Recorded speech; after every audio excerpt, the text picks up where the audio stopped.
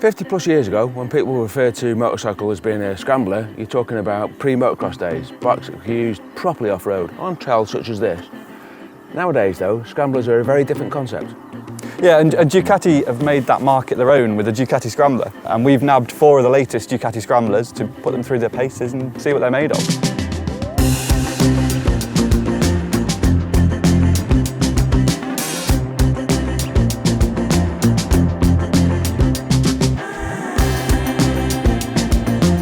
First up, we have the Icon. It's the base model in the 800 Scrambler range. At £9,995, it's the cheapest way of owning a brand new Ducati. It's stripped back and simple, with big wide bars and a relaxed upright riding position. The Nightshift is the cafe race bike of the family. Spoke wheels, low bars, bar end mirrors.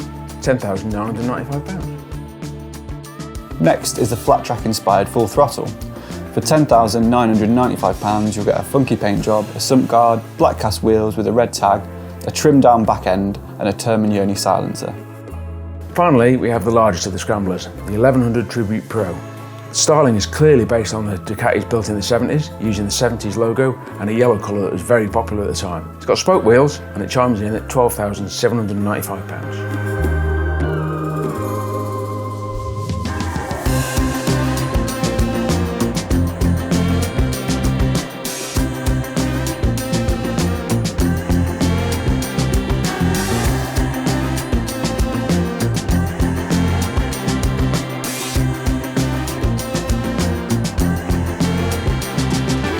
We mentioned earlier that traditional scramblers were more of off-road variety and that these clearly aren't, more suited to the urban environment. But you don't have to be young and trendy to enjoy these bikes and make the most of them, which is pretty handy because we're not young or trendy and we don't live in the city. Yeah. So we've had a great couple of days putting these bikes through their paces.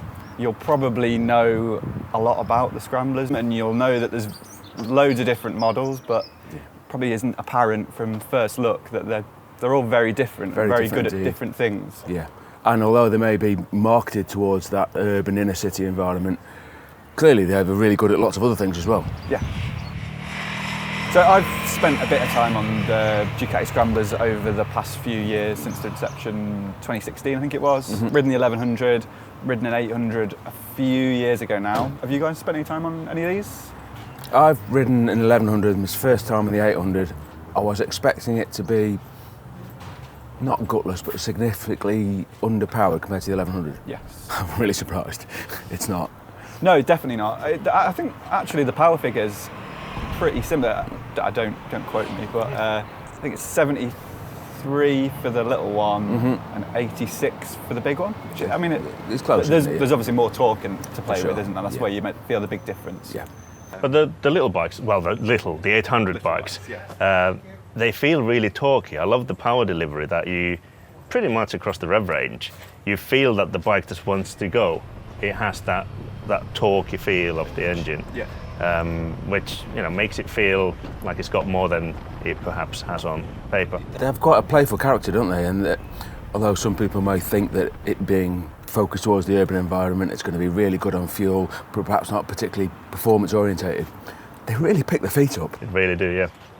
There's a lovely character to the engine as well. It's obviously a big V, so that traditional V gruntiness is there and it pulls.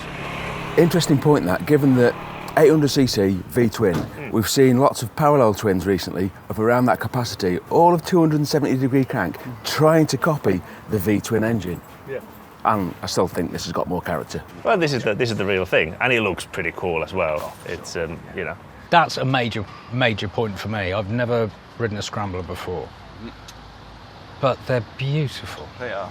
They're just stunning machines, and to actually look at pretty much the whole family of Scramblers in the environment that they're marketed to, they actually give a very real alternative to getting around the city that isn't a step-through scooter. Yeah. And there's nothing wrong with that at all. But there's just something really classy and really cool about every single variant that we've got here. And the fact that we've ridden them in the city and that we've taken them out of what is the environment that potentially they're designed for, and seeing how capable they actually are. Yeah. It's just a fantastic brand from Ducati. And I suppose it's exactly that. It's the sort of flexibility of the bikes. Yes. They are very easy to ride at very slow speeds in town and weave in and out of traffic. Feet up all the time. Yeah, oh, absolutely, yeah. And the engine, even the very low rev performance from it is pretty sweet. I was surprised how good it was in the city.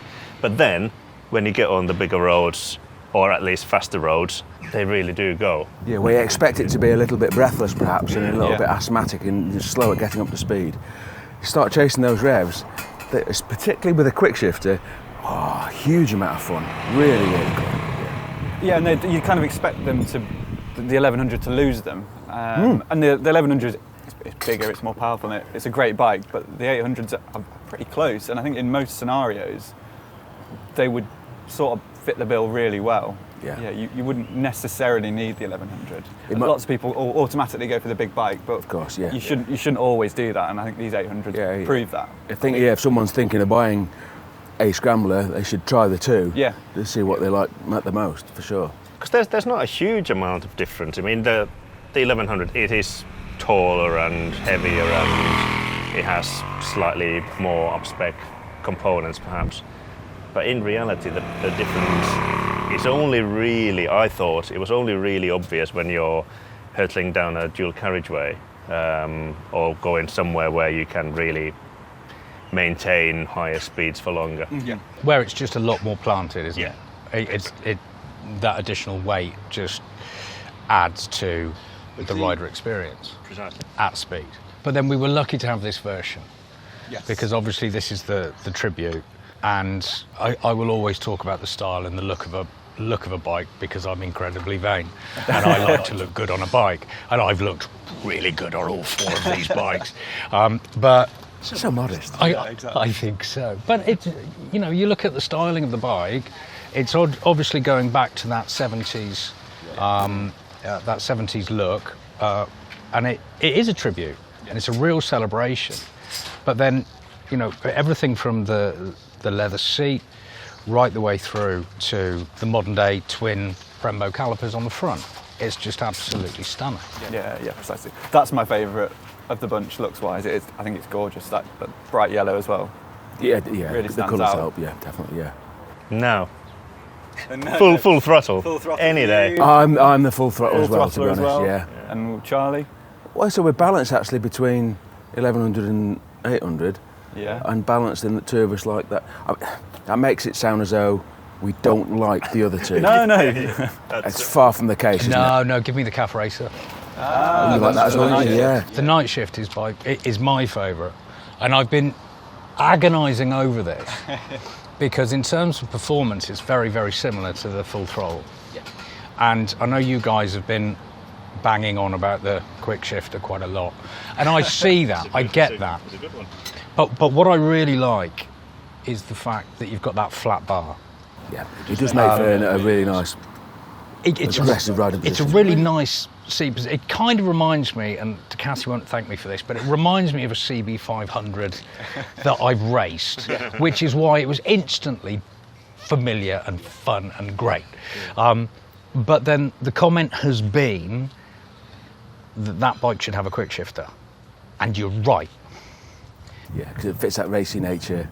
Yeah. But in terms of if you were looking at the two bikes, then I would still go for my choice for the night as opposed to the full throttle, and I'd put a quick shifter on it because it'd be cheaper to put a quick shifter on that than put spoked wheels. Yeah, Yeah. and spec up the other one here.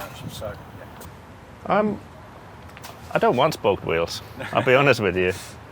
Well, there's no pleasing you. But then we shouldn't forget the Icon as well. So that's Yeah, the which is- cheapest of the bunch. Yeah. Quite high bars. It's a really very like- different riding position, actually. Yeah, but nice. But still really great. And I jumped on that one after riding the big one. I kind of like, well, this feels quite strange and a bit weird, but the more I've ridden it, and I've ridden it today, and I've not ridden anything else yet, I love it. Yeah. Great, so versatile, so usable, nice, comfortable upright riding And that position. perhaps brings a point, Ross, in that they're all Scramblers and they're all very, very similar aesthetically in the range. Yeah. But they all feel very different to ride. They do. Yeah, and there's not loads of differences. It's a case of bars in most of these situations, and slightly different seats, but they feel hugely different for it. Yeah. And again, I come back to the point of why the full throttle is the best one, because it gives you the slightly upright riding position, more than the Cafe Racer, but not quite as much as that one. So you have a bit of a grandad posture, but you still have the quick shifter. Winner. Done. Right then, let's go. Mikko's having that one.